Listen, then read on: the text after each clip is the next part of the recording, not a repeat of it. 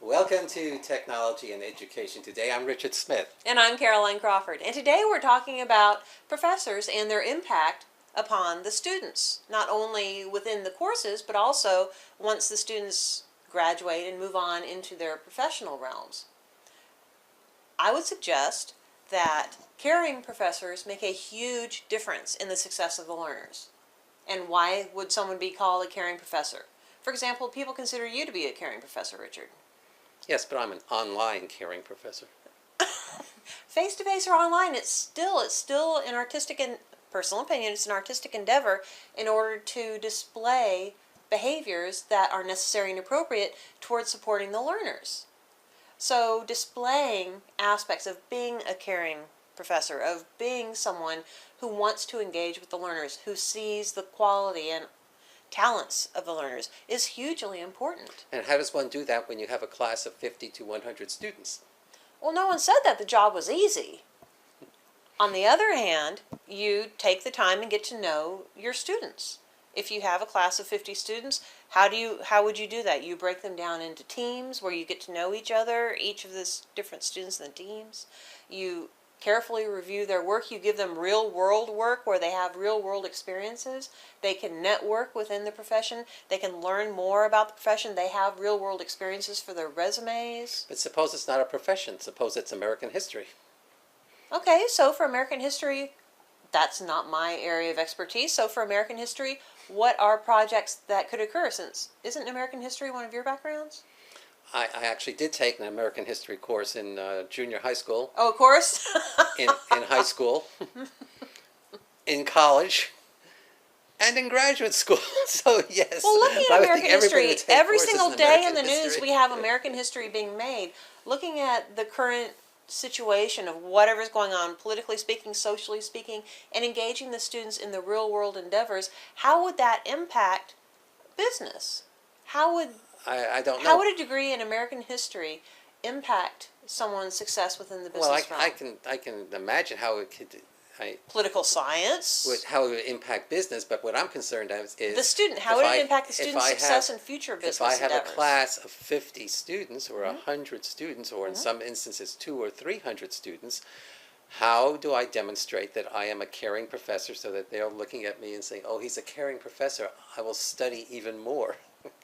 Well, I try my best to be a decent academic, and one thing that I'm naturally interested in other people, which I think makes a huge difference in my success in the classroom, because I really am interested in the students. I want to learn about the students. I want to learn about their talents, what they really want to do with their lives, and help move and guide people and offer them opportunities in those realms. If you have 50 students and you have a curriculum in a graduate course or an undergraduate course that you have to teach, there's only so much that you can do in getting to know all these 50 students.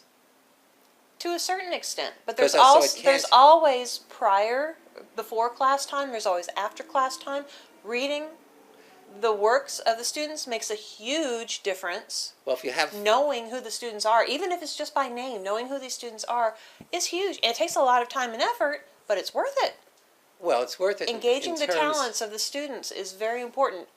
Demonstrating your interest in the students is hugely important. That's not always done. I'm not certain that you have to do all the things that you're doing to but I like engage. The students. Yes, but that's the best part of the job to me is the students. They're awesome. In general, for your average college professor, I'm not certain that they have to do all those things to show the students that the professor... I don't know if it's show as much as you're demonstrating and you're modeling how you choose to behave in class and how you desire for your students to also behave. I think it's how you choose to behave in class. That's one thing.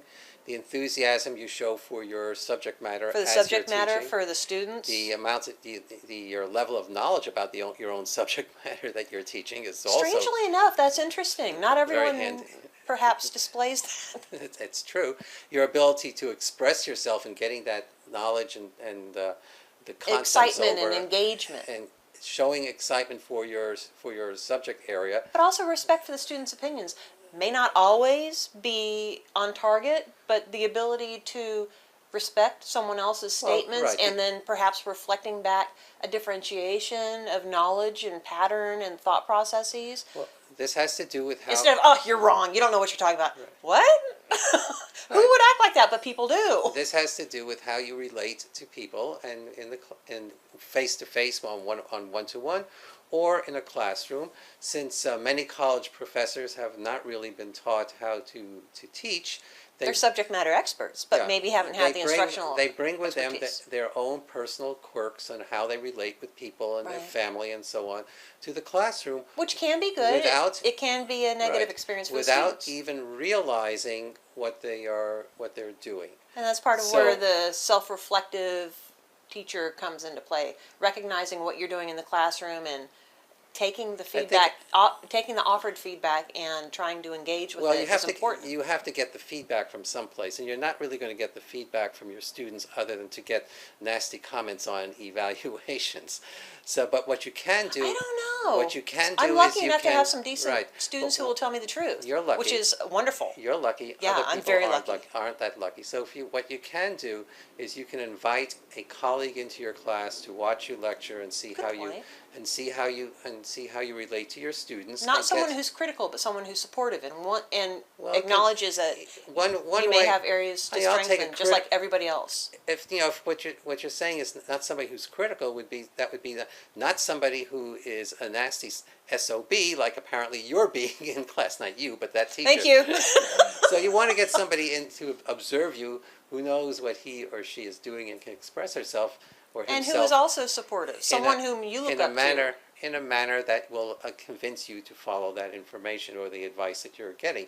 And it's very hard to follow that advice because we all think we're doing a great job as teachers. In fact, I've known people who think that they are outstanding teachers, and when Until you speak with the students. speak with the students, And you really don't want to precisely. know the information anyway, but the students are more than happy to share And it. some of right. I don't need to know that. And some of it is just plain shocking. And but these if you were to tell to the various professors involved, they simply don't Don't recognize the behaviors. don't recognize the behaviors. And and another thing is you may So being reflective, recognizing Right. and being a little more sensitive, which also should reflect upon the student being more sensitive towards the student's needs. and you really need to be understanding of the location of the university or college in which you are teaching.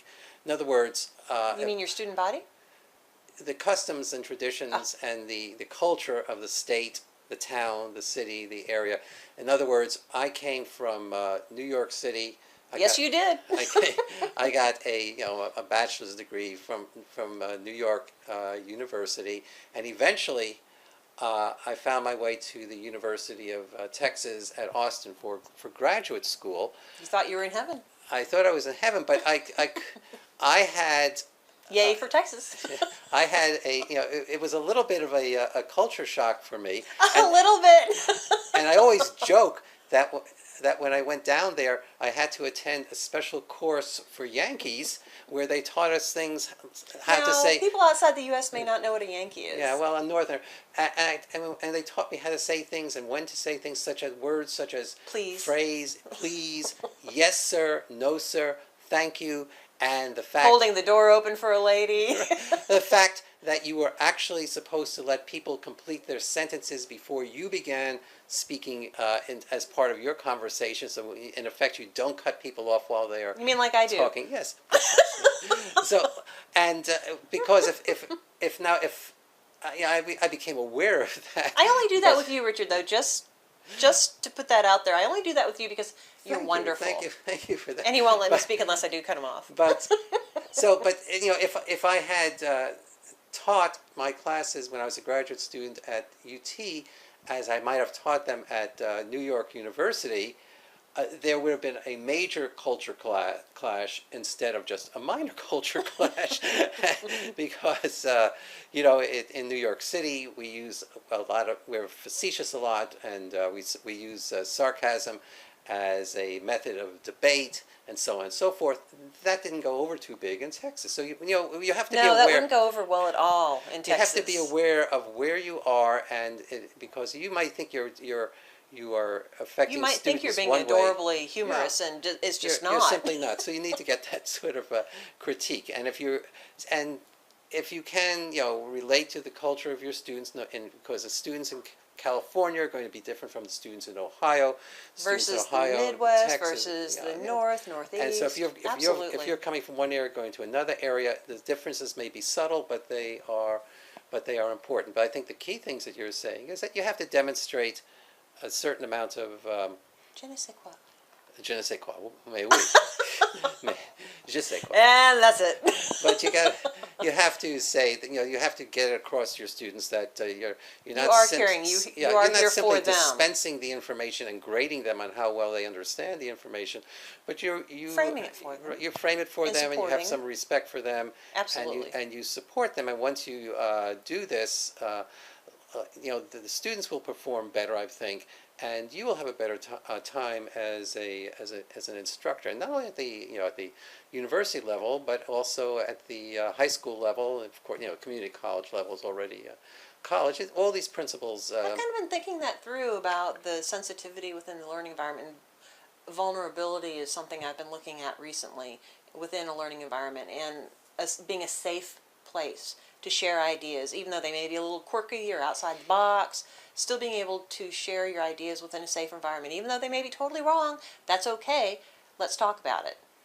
Well, yeah, And let's either talk getting about back on track or what's interesting about those statements. Exactly. Well, we've reached the end of another edition of Technology and Education Today. For Technology and Education Today, I'm Richard Smith. And I'm Caroline Crawford. Bye!